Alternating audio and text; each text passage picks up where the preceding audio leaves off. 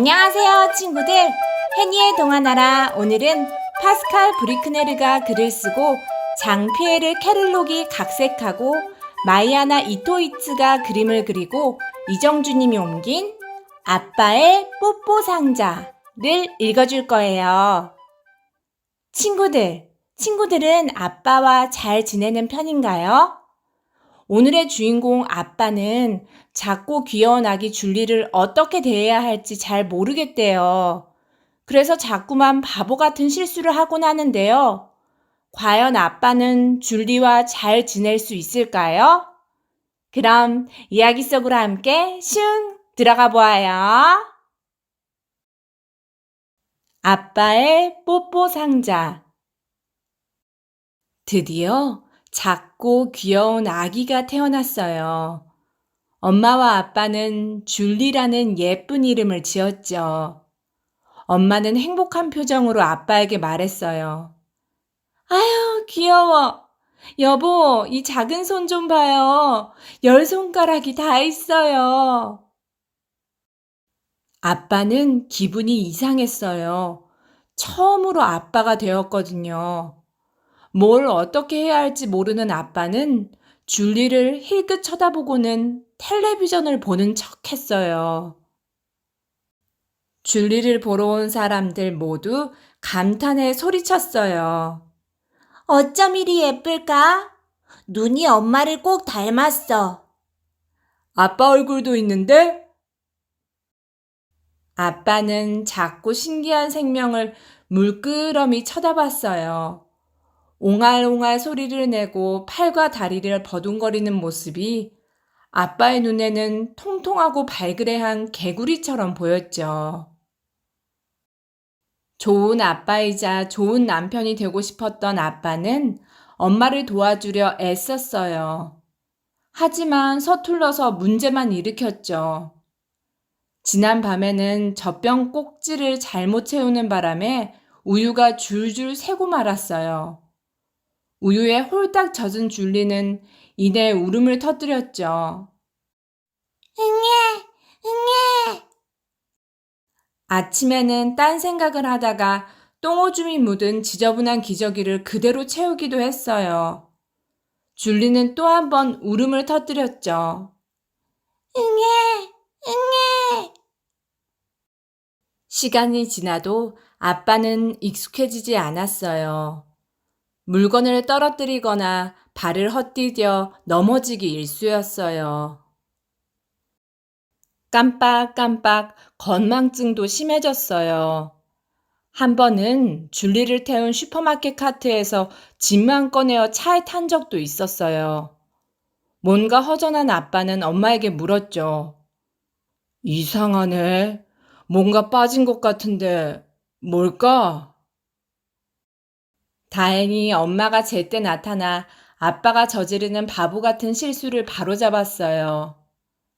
하지만 시간이 지나면서 엄마는 더 이상 참지 못하고 화를 냈죠. 당신 정말 큰일이야. 줄리를 돌보는 게 얼음 위에 코끼리를 보는 것처럼 조마조마하다고. 당신에게 줄리를 계속 맡겨도 되는지 모르겠어. 아빠는 종종 줄리를 기쁘게 해주려고 장난감을 사오기도 했어요. 하지만 장난감을 줄리 옆에 놓고는 딴 데를 쳐다보다가 가버리곤 했죠. 그래서 줄리는 장난감을 내동댕이 치거나 망가뜨렸어요. 줄리는 상냥한 엄마 옆에 어정쩡하게 서 있는 사람이 누구인지 궁금했어요. 사람들이 아빠라고 부르는 그 사람 말이에요.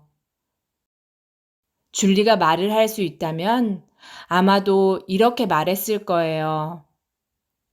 아빠, 내 옆에 있어주세요. 나를 쳐다봐주고 말을 걸어주세요. 어느새 이가 나기 시작한 줄리는 침을 질질 흘렸어요. 그 모습을 보며 아빠는 좀 더럽다고 생각했어요. 하지만 그보다 더 심각한 일이 일어났어요. 줄리가 토하기 시작한 거예요. 줄리는 우유를 먹자마자 도로 내뱉었어요. 아빠가 출근하기 전에 줄리의 뺨을 어루만지려는데 그만 웩! 아빠의 멋진 양복에 우유가 뚝뚝 흘러내렸죠. 그날부터 아빠는 작은 가방에 와이셔츠와 넥타이, 양복을 챙겨 다녔어요. 아침에 줄리와 인사하다 옷이 더러워지면 재빨리 준비해둔 옷으로 갈아입었죠. 그런데 하루는 옷을 갈아입는 걸 깜빡하고 양말과 구두, 그리고 꽃무늬 팬티 차림으로 출근한 거예요. 아빠가 사무실에 도착하자 많은 사람들이 웃음을 터뜨렸어요.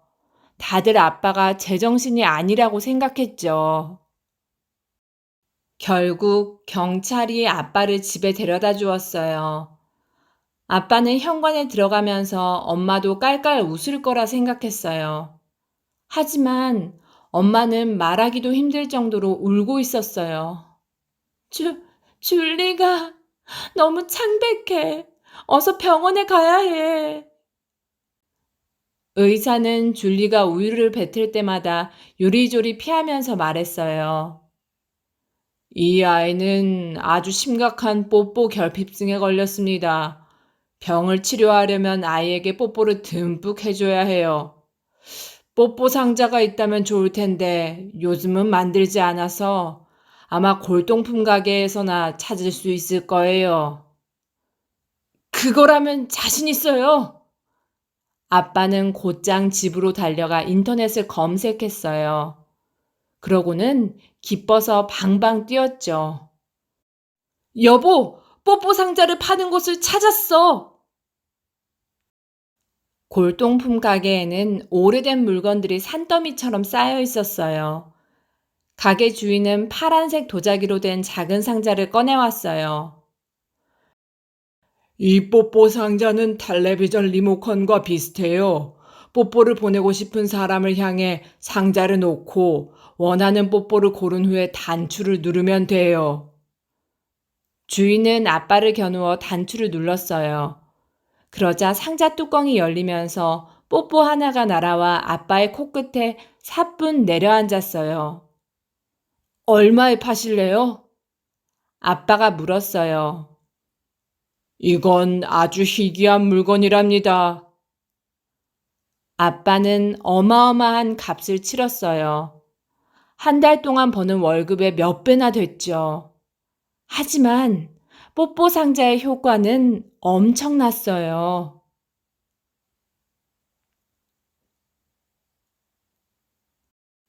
줄리는 이제 토하지 않았어요.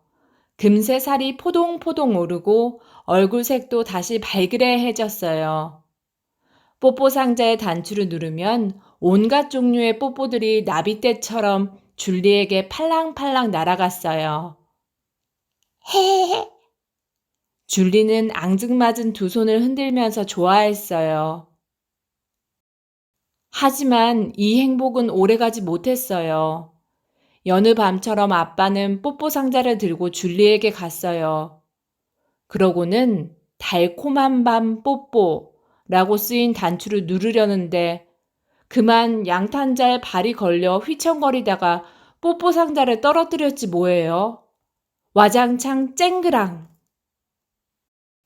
산산조각이 난 뽀뽀 상자 안에서 온갖 뽀뽀들이 폴폴 새어나왔어요. 보들보들 털뽀뽀, 쿵쾅 심장뽀뽀, 에스키모 뽀뽀 등 수많은 뽀뽀들이 창밖으로 날아갔죠. 아빠는 잠자리채를 들고 허겁지겁 밖으로 나가 도망친 뽀뽀들을 잡으려고 안간 힘을 썼어요. 뽀뽀들은 이리저리 날아다니다가 높은 곳에 옹기종기 앉았어요. 어떤 뽀뽀들은 나무에 매달렸는데 마치 꿀벌떼처럼 보였어요. 아빠는 나무를 기어 올랐어요. 하지만 곧 경찰에게 붙잡히고 말았죠. 아이고, 또 선생님이세요? 이번에는 잠옷 차림이시네요. 집에 돌아오니 엄마가 울고 있었어요. 뽀뽀가 부족한 줄리가 다시 창백해졌거든요. 그때 아빠의 마음속에서 무언가 뜨거운 것이 샘솟았어요. 아빠로서 어떻게 해야 할지 알 것 같았어요. 아빠는 처음으로 줄리에게 진짜 뽀뽀를 했어요. 한 번 더, 그리고 또다시. 양 볼과 이마, 목과 두 손에도요. 그러자 줄리의 얼굴색이 다시 돌아왔어요. 줄리도 처음으로 아빠에게 환한 미소를 지어 보였어요. 아빠는 줄리를 끌어안고 어루만지며 다정한 목소리로 이야기를 들려주기 시작했어요. 줄리는 아빠의 목소리가 자장가처럼 들려서 사르르 잠이 들었어요. 옛날에 줄리라는 사랑스러운 아이가 살았어요. 오늘의 책, 아빠의 뽀뽀 상자. 어땠나요, 친구들? 아빠와 줄리의 사이가 진짜 뽀뽀로 돈독해진 것 같아서 다행이었어요. 그쵸?